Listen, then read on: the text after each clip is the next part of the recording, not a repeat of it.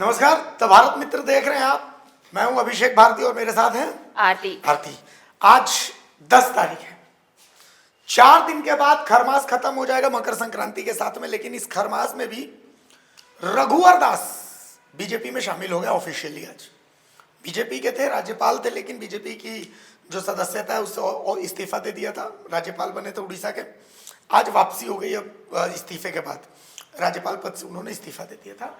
उसके बाद पहला पॉइंट, मैं 5-6 पॉइंट्स लिखूंगा, उसी के आधार पर हम दर्शकों को आज बताएंगे कि किस किस तरीके से आज का दिन बीजेपी के लिए महत्वपूर्ण है। जो सबसे बड़ा पॉइंट वो ये कि भाई खरमास के बावजूद, चूंकि बीजेपी इन सब चीजों में बहुत विश्वास रखती है, खरमास के बावजूद रघुवर दास की वापसी क्या लगता है इतनी जल्दी क्यों आती? देखिए, जल्दबाजी इसलिए भी क्योंकि 2024 में जो चुनाव अभी 23 तारीख को जो रिजल्ट आया, उस रिजल्ट ने बहुत कुछ साफ किया।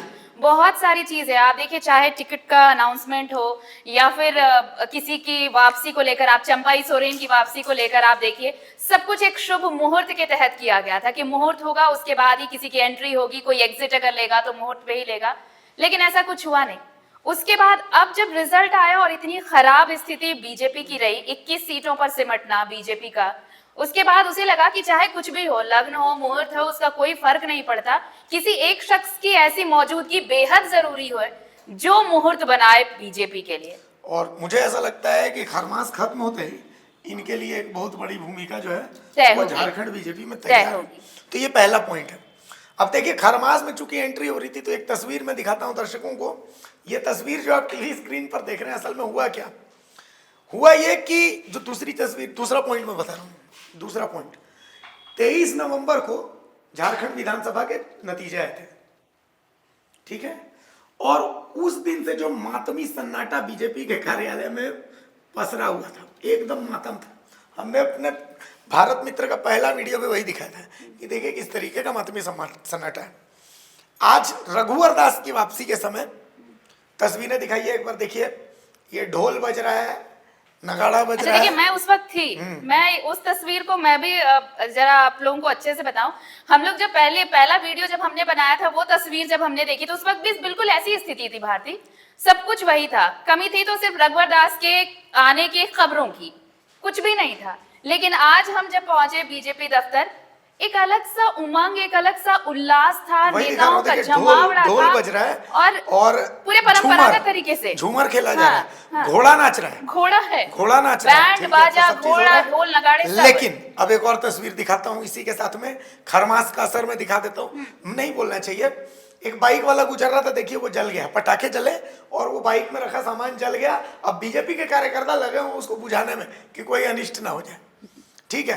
तो ये एक तस्वीर जो है, ये दूसरा पॉइंट, इसीलिए मैंने कहा कि उस मातमी सन्नाटे के बाद जबरदस्त तस्वीरें, और इन दोनों तस्वीर को जोड़ती हुई तस्वीरें जो हम टीवी स्क्रीन पर दिखा रहे हैं कि कैसे खरमास में ये शामिल हुआ, लेकिन शुरुआत एक छोटी सी गड़बड़ी जो है वो दिखाई दी है। ये 2 तस्वीरें हो गई।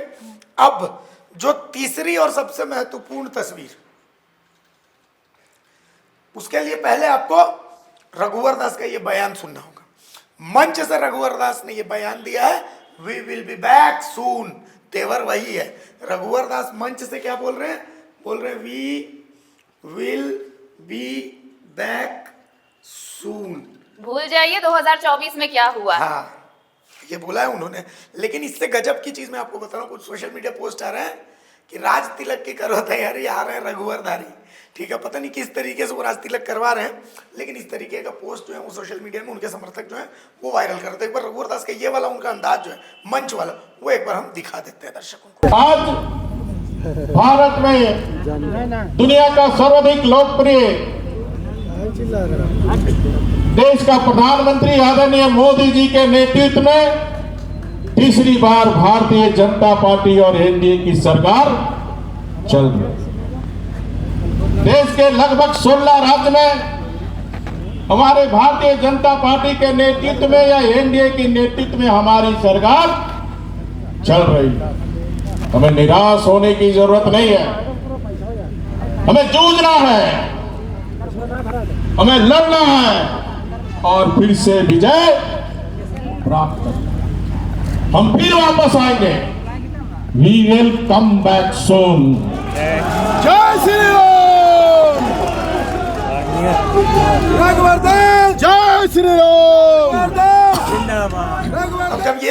अंदाज देख लिया आरती, एक और अंदाज रघुवर दास का दिखाता हूं। रघुवर दास का तेवर नहीं बदला है। चौथा पॉइंट, एक और बहुत महत्वपूर्ण पॉइंट, रघुवर दास ने प्रेस कॉन्फ्रेंस की और उस प्रेस कॉन्फ्रेंस में रघुवर दास अपने पुराने मुद्दों को, उन मुद्दों को जिसको गूंथ के दही से उन्होंने मट्ठा बनाया है, उन मुद्दों पर वो वापस आ गए। पहला जो सबसे जबरदस्त मुद्दा, जो उनका माना हुआ मुद्दा है, धर्मांतरण का मुद्दा, उनका माना हुआ मुद्दा है कि भाई ये उनको सक्सेस देता है। दूसरा जो बीजेपी का मुद्दा था, घुसपैठ का मुद्दा। इन दो मुद्दों पर उन्होंने अपने उसी अंदाज में, ये जो अंदाज है रघुवर दास, इसी अंदाज में एक बार वो भी आप सुनिए, फिर उसके बाद आपकी प्रतिक्रिया लेना।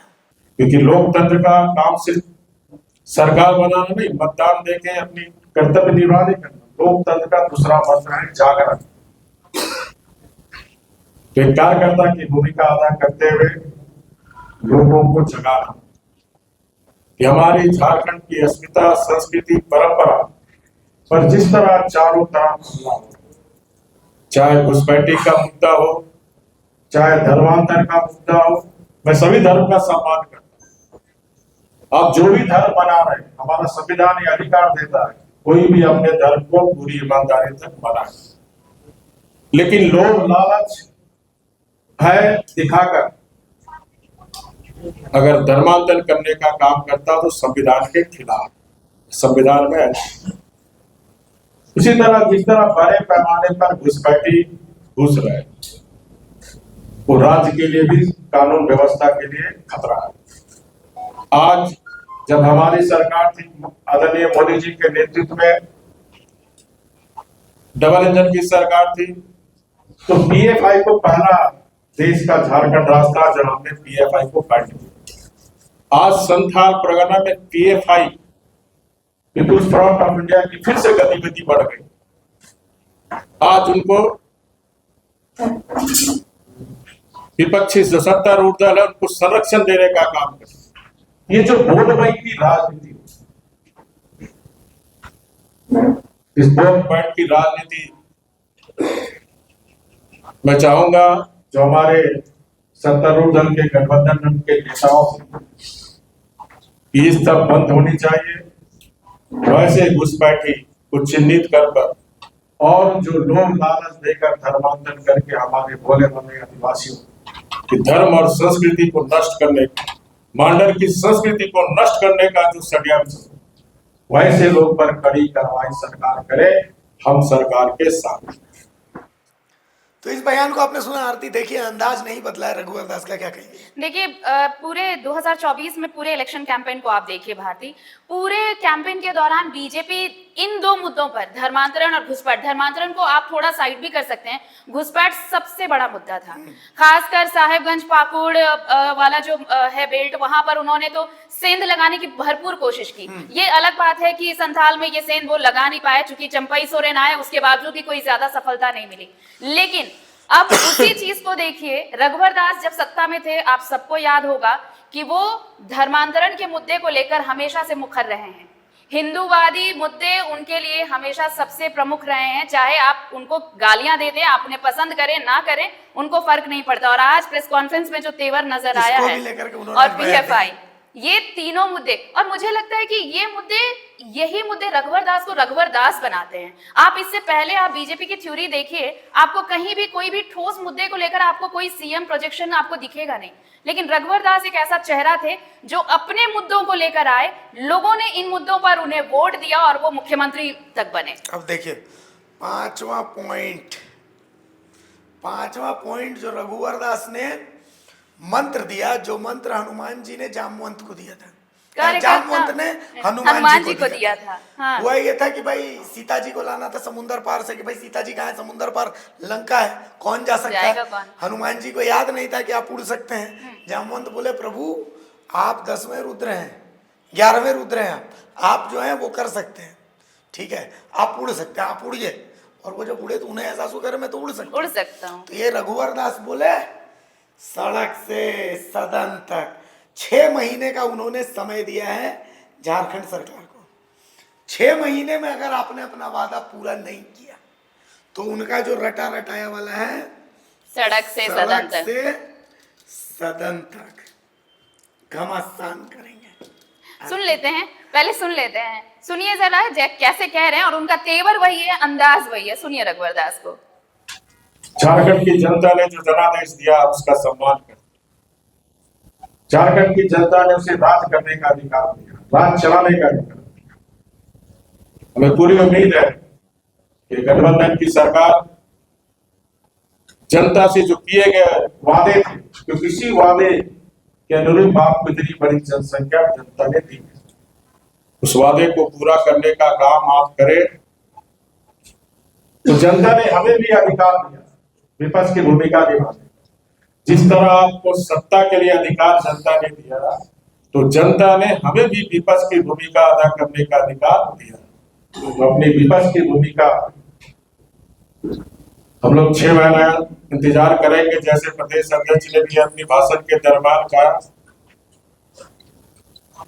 तो 6 महीने के बाद अगर अपने किए गए वादे तो पूरा नहीं करते तो हम मानेंगे कि जनता की, झारखंड की जनता के साथ आपने विश्वासघात किया, आपने जनादेश का अपमान किया।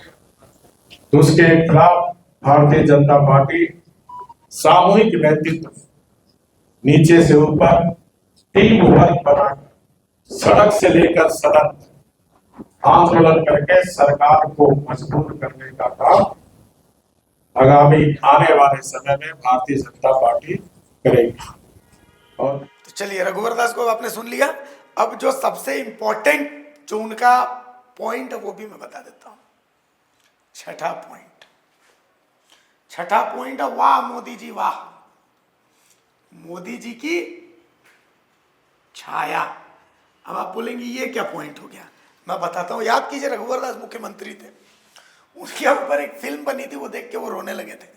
ठीक वैसे ही जैसे मोदी जी कभी सदन में भाषण देते देते रोने लगते हैं और भावुक हो जाते हैं, भावुकता। तो वो भावुकता जो है वो रघुवर जी में कहाँ से आई है, वो मोदी जी से आई है। आज भी अपने भाषण का अंत उन्होंने मंच से जो किया है, कविता सुना करके किया है। वो कविता सुनाने में अटक रहे थे, हालांकि उन्होंने कहा कि उन्होंने लिखी है, उन्होंने ठीक किया, फिर से उन्होंने ठीक किया है। आ गया है रघुवर दास, इस तरीके की एक कविता थी, उस कविता को उन्होंने सुना। एक बार कविता बिल्कुल सुनाते हैं दर्शकों को, उसके बाद आपकी भी प्रतिक्रिया लेते हैं ताकि आप आगे हम लोग बढ़े। एक बार उस कविता को सुनिए। महीनों से आस थी, जिस पल की मुझे महीनों से आस थी, आज उसे आपकी उपस्थिति बनाती है खास। जिस पल की महीनों से आस थी, आस जिस पल की मुझे महीनों सी थी आस, आज उसे आपकी उपस्थिति बनाती है खास। खत्म करके अपनी जिम्मेदारी का प्रवास घर आया है आपका अपना झारखंड का दास। धन्यवाद, बहुत बहुत धन्यवाद। आरती, देखिए, अब इससे आप समझिए, पहली लाइन वो तीसरी दफे में करेक्ट कर पाए कि प्रवास खत्म हुआ है, रघुवर दास लौट आए। पहली जो लाइन है उस पंक्ति की, वो अटके हैं, लेकिन फिर भी उन्होंने उसे पूरा किया है। अब ये फैक्टर आप बता रहे हैं ना भारती, ये फैक्टर हमेशा से रघुवर दास का प्रिय फैक्टर रहा है। उनके चेहरे पर, उनकी प्रतिछाया में मोदी हमेशा से रहे हैं। और यही चीज आप देखिए, मोदी जी भी कहीं जाते हैं तो आप देखिए, मोदी को जो भी सुनते हैं, समझते हैं, उनके जो प्रशंसक वो जानते हैं कि वो हमेशा से कोटेशंस, पंक्तियां हमेशा से अपने भाषणों में शामिल करते हैं। कोशिश की रघुवर दास ने, और ये कोशिश सिर्फ अपने लिए नहीं थी, उन कार्यकर्ताओं के लिए थी जो ये 5वां पॉइंट आपने अभी सुना कि सड़क से सदन तक होगी। वो अपने कार्यकर्ताओं का मोराल जो अभी डाउन है, कहीं आपको बीजेपी के कार्यकर्ता उत्साहित नहीं नजर आएंगे, आपको दफ्तर में भी नहीं दिखेंगे, लेकिन रघुवर दास के आने के बाद तस्वीर अचानक से बदली। और वो जानते हैं कि जब तक कार्यकर्ता नहीं खड़े होंगे तब तक पार्टी कहीं कुछ नहीं करने वाली। बिल्कुल। अब ये तो हो गया रघुवर दास का पॉइंट ऑफ व्यू। अब 2 पॉइंट्स है, जिन 2 पॉइंट्स को अब हम लोग, मैं जो है वो दर्शकों के साथ बताऊंगा पार्टी के पॉइंट ऑफ व्यू से। ये 2 चीजें जो मुझे दिखी, आपने भी शायद देखी होंगी। पहला पॉइंट, रघुवर दास की एंट्री से जो सबसे ज्यादा हतोत्साहित है वो पता है कौन है? बीजेपी का कैडर। कैडर मतलब ये वो कैडर है जिसने कभी बीजेपी को छोड़ा नहीं, जो बीजेपी में दूसरे दलों से आए नहीं। मतलब जैसे बाबूलाल मरांडी का एक कैडर है कि वो जेवीएम चला गया फिर वापस आया, इस तरीके की चीजें। लेकिन ये जो बीजेपी कैडर, ये जो रघुवर कैडर है, रघुवर जब सीएम थे तब ये कैडर बहुत मजबूत हुआ करता था। तो ये कैडर जो है ये बहुत मजबूत कैडर है। इस कैडर के चेहरे पर इतनी बड़ी सी स्माइल नजर आई है, आपको मैं बता दूं। जैसे सीपी सिंह को आप देख लीजिए, बिल्कुल संजय सेठ को आप देख लीजिए, ये लोग मतलब जो कैडर है, ठीक है संजय सेठ हो सकता है कि वो गए होंगे फिर कुछ दिन में भाग के आ गए होंगे, वो अलग चीज है। लेकिन ये संघ वाला जो ये कैडर है ना, ये कैडर एकदम आज खुश था कि भाई रघुवर आए तो कुछ ना कुछ तो करेंगे, ये दिखा है पहली चीज। और दूसरा जो पार्टी के परिप्रेक्ष्य में सबसे बड़ी चीज है, रघुवर जब शामिल हुए तो मंच में उनके बगल में बाबूलाल जी बैठे हुए थे, ठीक है, चंपाई सोरेन कहीं नहीं थे, चंपाई कहीं थे ही नहीं, ये आपने देखा होगा। लेकिन रघुवर ने जब पीसी की है तो उस दौरान बाबूलाल वहां पर मौजूद नहीं थे। मतलब शॉल उड़ाया है, बाबूलाल मौजूद है, लेकिन जब रघुवर पीसी कर रहे हैं तो बगल में संजय सेठ है, बाबूलाल मरांडी नहीं है। बाबूलाल मरांडी का कैडर आज बीजेपी कार्यालय में मौजूद नहीं था। अच्छा, इससे दो सवाल हैं, बाबूलाल और चंपई, ये सवाल हैं।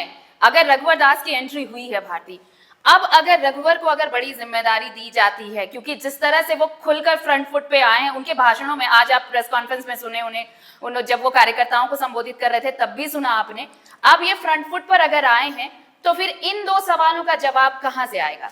इसका देखिए ये तो बिल्कुल सेफ है। ये नेता प्रतिपक्ष जो है,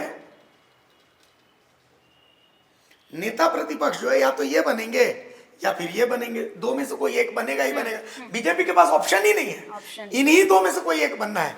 ये चच्चा तो कभी वो चश्मा चेंज कर ले रहे हैं, आप देख रहे हैं, कभी ऐसे फोटो डाल दे रहे चश्मा में जोहार। अब बीजेपी टेंशन में, पिछले बार जोहार बोले थे तो जेएमएम तो बीजेपी आ गए थे, इस बार जोहार बोले तो कहाँ जाएंगे? ठीक है, तो इन पर पूरा विश्वास है नहीं, तो ले दे के ये अब कहीं जाने लायक रहे नहीं, ये अब कहीं जाने लायक नहीं है। ये जो जीते भी हैं तो अपने बलबूते पे नहीं है, बीजेपी के बलबूते पे जीते हैं।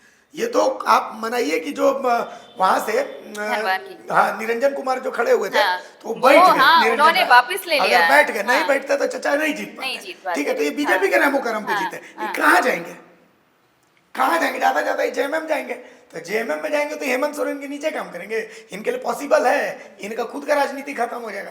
तो इनके लिए अब कोई ऑप्शन ही नहीं बचा है, मुंह फुलाने का और कुछ नहीं कर सकता है। तो अगर ठीक है, इनके लिए नहीं, ये चश्मा बदलने में अगर वापस दिल्ली चले जाते हैं, और बहुत संभव है, जो खबरें अभी तक आ रही हैं कि शायद ये चश्मा बदले, तो अगर वो चश्मा बदलते हैं तो फिर ऑप्शन अब ले दे के प्रदेश अध्यक्ष वाला ऑप्शन सिर्फ इन्हीं के पास। और देखिए बीजेपी जो है, बीजेपी अपना सब कुछ खो चुकी है, खोने के लिए कुछ नहीं है, कुछ नहीं बचा उसके पास। तो बीजेपी अब एक्सपेरिमेंट कर रही है, मैं आपको बता रहा हूं। ये रघुवर दास जो है, ये किसी भी समीकरण में फिट नहीं है, ऐसा कोई समीकरण ही नहीं है जिसमें फिट है। लेकिन फिर भी सवाल है कि ये जो चेहरा है, यहाँ पर किसी को तो भरना है प्रदेश अध्यक्ष, और बाकी चेहरा है, और किसको भरे? रघुवर दास के। लेकिन इनके आने से अभी जो आप जिस समीकरण की बात बीजेपी के लिए हो रही है, ये किसी फ्रेम में फिट नहीं होते हैं रघुवर दास। आप चाहे कास्ट को ले लें कि किस कास्ट में जाएंगे, आप किसी ओहदे को ले लें, ना तो ये विधायक हैं, तो ऐसा क्या है कि रघुवर दास को इतने जोश खरोश के साथ, वो भी खरमास का खत्म होने का इंतजार नहीं हुआ, उन्हें वापस ले आया गया? ये सब तो थिंक टैंक ने सब कुछ सोचा होगा ना। बात है, यही पॉइंट है जो अब तक समझ से परे अनसुलझा है कि आखिर खरमास में रघुवर दास को शामिल किया गया इतना जल्दी, आखिर क्यों? हाँ, तो एक पॉइंट ये हो सकता है कि 2 सप्ताह का समय जो है सुप्रीम कोर्ट ने दिया है कि भाई नेता प्रतिपक्ष ढूंढिए। ठीक है, तो ऐसी स्थिति में बाबूलाल जो है वो नेता प्रतिपक्ष बनेंगे। ठीक है, और इनको जो है प्रदेश अध्यक्ष बना दिया गया। अपना जो उखाड़ना है, जहां पर भी कीला ठोकना है, एकदम करिए। लेकिन फिर एक परेशानी बीजेपी के लिए तो होगी, चंपाई दा को कुछ नहीं मिलेगा, फिर उनकी नाराजगी। चंपाई दा को अगर मतलब देगी बीजेपी तो क्या देगी, सवाल तो ये है। प्रतिपक्ष में बैठ करके चंपाई दा क्या करेंगे? चंपाई दा का कद एक्चुअली बहुत ज्यादा था, था, बोल जेएमएम में जब बहुत ज्यादा था। हाँ। मतलब आप समझिए कि अगर राज्य का मुख्यमंत्री उनके चरणों में झुक रहा है, उनकी पत्नी उनके चरणों में झुक के प्रणाम कर रही है, तो कद बहुत ज्यादा था। और चंपईदा के कद के साथ कोई मंत्री पद, कोई मुख्यमंत्री पद इंसाफ नहीं कर सकता। आज भी बीजेपी ज्यादा से ज्यादा उनको क्या बनाएगी, मुख्यमंत्री बनेगी, लेकिन उनकी असली पहचान एक झारखंड आंदोलनकारी के तर्ज पे। चंपाईदा एक झारखंड आंदोलनकारी, टाइगर उनको इसीलिए कहा जाता है। तो वो किसी पद के मोहताज नहीं है। बीजेपी भी ज्यादा से ज्यादा उनको क्या देती, या तो केंद्रीय मंत्री बना सकती है, या फिर झारखंड में प्रदेश अध्यक्ष बना सकती है, नेता प्रतिपक्ष बना। तो क्या ये सब पद जो है चंपाईदा को अब उस पद की दरकार है? नहीं है। तो मुझे लगता है कि चंपाईदा के राजनीतिक अस्तित्व बचाने के लिए कुछ ना कुछ तो कोशिशें होंगी। पुत्र मोह की बात है। चंपाईदा को अपने बेटे का करियर बनाना था, तो उनको यही समझ में आया कि हेमंत सोरेन के छत्र छाया में, तो वहां पर सोरेन परिवार के इतर कोई दूसरा बहुत ज्यादा पढ़ नहीं सकता। तो ऐसे में उनको लगा कि बीजेपी उनके बेटे के लिए, और जिस तरीके का हिमंता का जोश था, इनको लगा कि नहीं, कहीं ना कहीं एक संभावना तो है। मैं आपको एक मतलब बात बता रहा हूँ, ऑफ द रिकॉर्ड लोग कहते हैं कि खुद हेमंत सोरेन को अंदाजा नहीं था कि उनको इतनी जबरदस्त तरीके से इतनी सीटें आ जाएंगी। तो बहरहाल जो भी हो सकता है, तो कहने सुनने की बातें हैं। लेकिन आते हैं हम वापस से रघुवर पर, कि एक बार फिर से रघुवर की एंट्री हो गई है, और बाकायदा उन्हीं 6 पॉइंटों के साथ हुई है जो हमने पॉइंट वाइज गिना दिया है। और मैं दावा ठोकता हूँ, इससे बेहतर एनालिसिस कोई नहीं कर सकता। लेकिन चलिए, एनालिसिस बेहतर नहीं हो सकता, लेकिन हाँ, एक उम्मीद जरूर बीजेपी के लिए है। मजाक कर रहा हूँ दर्शकों के साथ कि रघुवर दास अगर आए हैं लौट कर, तो शायद प्रदेश बीजेपी की नैया जो है वो उसके खेमनहार मिल गए हैं। क्योंकि अभी तक जो कार्यकर्ता जिनका जो सोए हुए हैं, जो बिल्कुल घर में निरी से पड़े हुए कि अब क्या होगा, तो अब रघुवर दास आए हैं। 6 महीने तक आप काम नहीं भी कर रहे हैं, तो 6 महीने के बाद जो वो अपनी चीजें लेकर आएंगे कार्यकर्ताओं के साथ, संजीवनी लेकर आएंगे। वो संजीवनी कितना काम करती है, अगला 5 साल अभी है उनके पास, वो देखना बाकी होगा। नमस्कार। जोहर।